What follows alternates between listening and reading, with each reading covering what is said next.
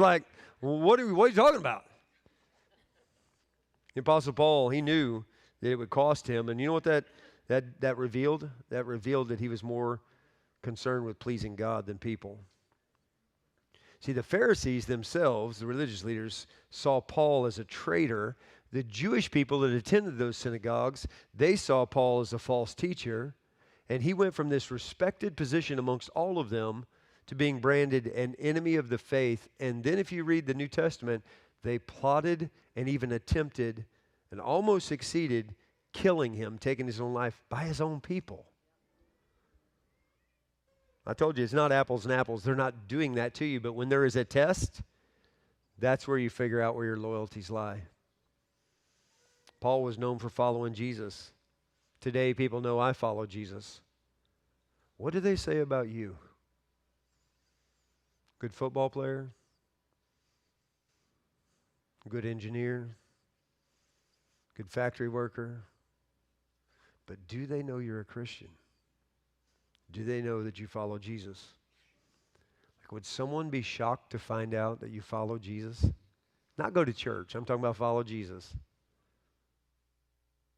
See, in John, in the 12th chapter, it talks about the tragedy of remaining silent.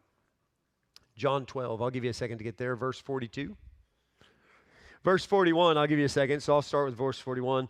He's quoting the prophet Isaiah. Isaiah said these things because he saw his glory and spoke of him. Verse 42 says, nevertheless, many even of the authorities believed in him, him being Jesus. But for fear of the Pharisees, they did not confess the fact that they believed in Jesus, so that they would not be what? Put out of the synagogue, that's church. For they loved the glory that comes from man more than the glory that comes from God. They loved the glory of man more than the glory that comes from God. They love the praises, the promotions, the extra job opportunities, the extra cash. They love the opportunity to be a starter, not a bench sitter. They love the opportunity to be included with everyone and sit at the cool cafeteria table. They love the praises and the glory of man more than the actual glory of God. Because here's the reality. When you're more concerned about the glory that comes from God, often it's just you and God that know it. And oftentimes the people around you will bail on you and you will be alone. And it'll be you and the Lord. They love it, love it. To think that many of the rulers, these are people who had money and position and power. They believed in Jesus, but they remained silent.